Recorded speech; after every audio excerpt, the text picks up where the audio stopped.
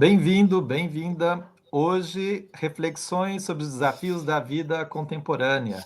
São aqueles encontros que a gente não reflete sobre um trecho da Bíblia, mas sobre um problema concreto que nos desafia à luz da fé. Então, nós estamos aqui com o professor Jung Musung. O tema de hoje é o crime de ajudar os pobres. Então, evidentemente, nós estamos numa época que vocês já devem ter visto que, por vezes, alguém é perseguido, caluniado ou mesmo condenado por expressar solidariedade a alguém que sofre.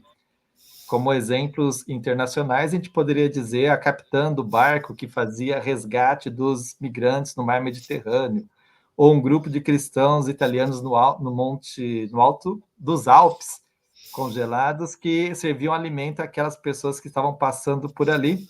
E mais recentemente, agora no Brasil, cidade de São Paulo, projeto para multar quem distribui comida a quem passa fome. Então a gente convida então o professor Jung Musung a nos colaborar com a reflexão. Vai lá, Jung, com você. Vamos lá. O título do texto era maior, mas não cabia aí na tela. É o crime de ajudar os pobres, a versão do século XXI da lei dos pobres. Esse é importante, assim, eu achei importante colocar o título todo aqui para lembrar que existia, ou existiam em muitos lugares, leis para controlar o problema dos pobres. Então vamos lá. Recentemente, uma lei ou um projeto de lei que criminaliza o dar comida aos pobres de rua e de outras populações vulneráveis na cidade de São Paulo gerou muita polêmica. O projeto aprovado rapidamente na primeira votação, foi muito marcante, é isso, vupt, ninguém tinha discutido muito bem, mas esse projeto foi suspenso por conta da reação da sociedade. Contudo, esse projeto, e o mais importante, essa ideia de criminalizar quem ajuda os pobres, é um sintoma de algo muito importante que está acontecendo na nossa civilização ocidental. Isto é, esses projetos semelhantes que aparecem no mundo inteiro não é resultado de algum político maluco ou insensível ao sofrimento dos pobres, mas a expressão de um novo projeto civilizatório e utópico, uma visão de um mundo diferente para o futuro.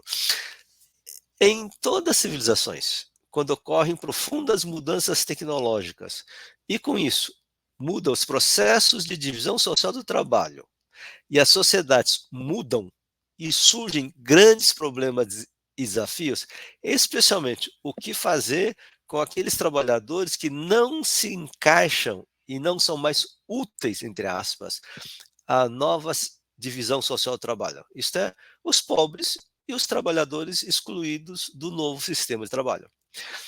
Na Inglaterra do século XVI, e depois especialmente no século XVIII e XIX, tivemos várias legislações e mecanismos de controle dos pobres que estavam sendo expulsos dos seus lugares de trabalho, do modo tradicional do campo, e não tinham e nem treinamento e nem empregos suficientes nas nascentes sistemas industriais e nas novas empresas. Criminalizar os pobres que buscam comidas em lugares que se possa encontrar, porque todo ser humano, para poder fazer qualquer coisa, precisa estar vivo, e para estar vivo precisa comer, precisa arranjar algum lugar algo para comer. Criminalizar os pobres e colocá-los nas prisões foi uma das soluções da civilização cristã protestante inglesa. Os pobres eram vistos como preguiçosos e ineficientes, e ao mesmo tempo pecadores a serem enviados ao inferno pela o que a teologia da predestinação ensinava. Frente a essa nova civilização insensível, que era justificada em nome da fé cristã, tivemos reações na Inglaterra, sejam de líderes cristãos ou de movimentos. Por exemplo, do movimento metodista dos irmãos Wesley, o famoso John Wesley, o líder, que originou depois a Igreja Metodista. E na Europa Ocidental, as criações de várias congregações religiosas católicas, especialmente de freiras, mas também de padres, de trabalho social, como orfanatos, hospitais, escolas técnicas e movimentos de ajuda aos pobres. Por exemplo, os movimentos inspirados ou criados por São Vicente de Paulo.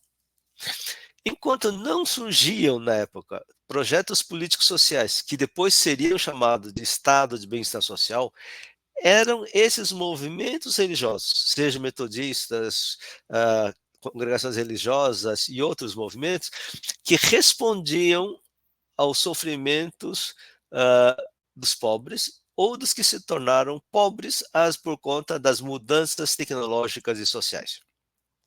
As grandes transformações do mundo moderno, por exemplo, a criação do sistema do mercado capitalista e a ideologia do mercado livre, e a mudança da noção de terra e do dinheiro como mercadorias a serem comprados e vendidos.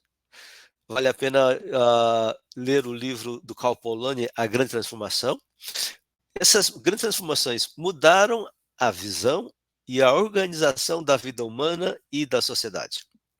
Agora, no final do primeiro quarto do século XXI, estamos vendo também uma profunda transformação tecnológica radical.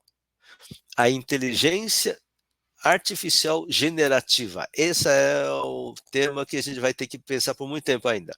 Mais do que encantamento das tecnologias que mudam como vemos a imagem, como sentimos, ouvimos sons, entendemos os conteúdos, que hoje não se diferencia mais o que é real e o que não é. Mudamos como tudo isso, mas mudamos também como vemos e sentimos o que nós somos. Temos, assim, junto com essa mudança tecnológica e a mudança da concepção do que é ser humano e o sentido da vida, temos também nova promessa de felicidade, de viver em um mundo transcendente para além do mundo cotidiano e a promessa da imortalidade. Isso vai ser discutido proximamente, porque cada vez mais as pessoas estão retomando a ideia da imortalidade com inteligência artificial. Essas mudanças na noção de espaço, tempo, sensação, identidade do que é ser humano e o que é o mundo utópico, o que desejamos, trarão também grandes transformações na forma como se trabalha, isto é, a divisão social do trabalho, e o modo de distribuição dos bens produzidos pelo capitalismo atual. E o que é mais importante para a nossa reflexão teológica é a compreensão de quem é o pobre e os pecadores. Isso é, os que economicamente e moralmente não cabem nesse mundo, aqueles que serão excluídos. O processo será discutir como vai se justificar esse processo da exclusão, ou como podemos incluir essas pessoas de volta à sociedade. Parece que não haveria problemas em ONGs e comunidades de inspiração espiritual ou religiosa ajudar os pobres. Mas é que dar comida aos pobres em situações de rua enfeia as ruas e os bairros dos bons consumidores.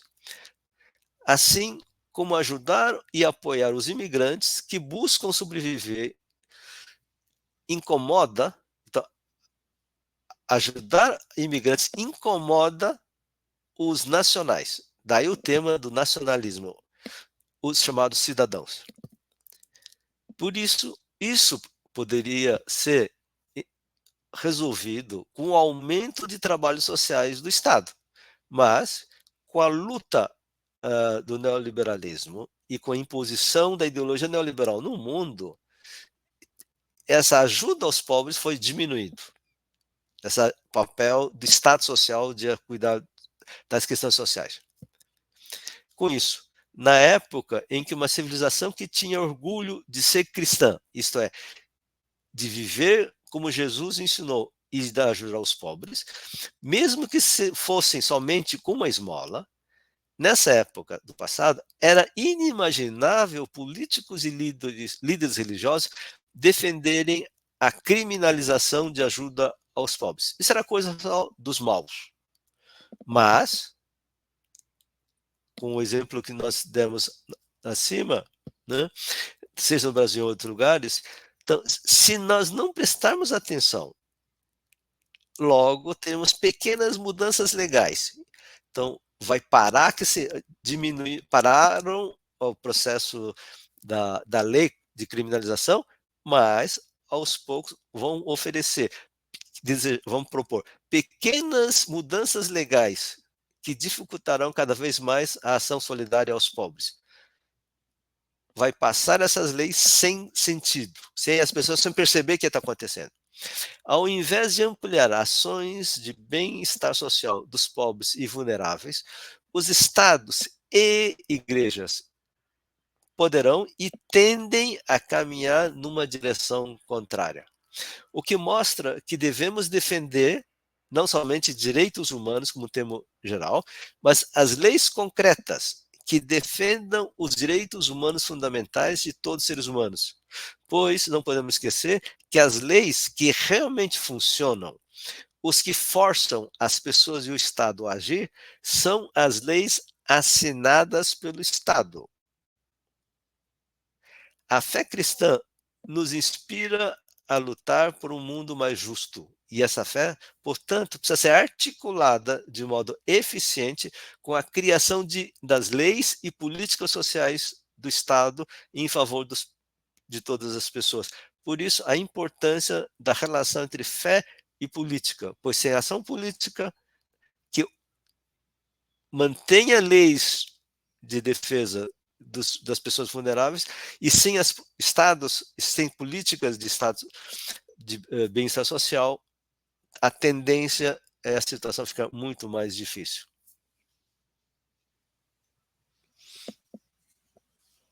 Alan? Muito bem. Eu estava pensando nas coisas que você estava dizendo e o Jung é um tipo de legislação, esse tipo de ideia de é uma legislação contra os pobres, mas ao mesmo tempo é também contra quem se torna solidário aos pobres, né? Em outras ocasiões você já falou de que numa sociedade como a nossa, acontece por vezes de que quem ajuda os pobres acaba tendo o mesmo destino, acaba parecendo com a sorte dos pobres, né? Eu Uhum. estava pensando rapidamente, 800 anos das chagas de São Francisco de Assis, que é quando aparecem as feridas e ele se identifica com os sofrimentos de Cristo, né? Com o Cristo ferido na cruz. E que, no fundo, ela nos lembra a imagem de que o cristão deve identificar-se com aquele que sofre, né? Como Cristo se identifica com todo sofredor.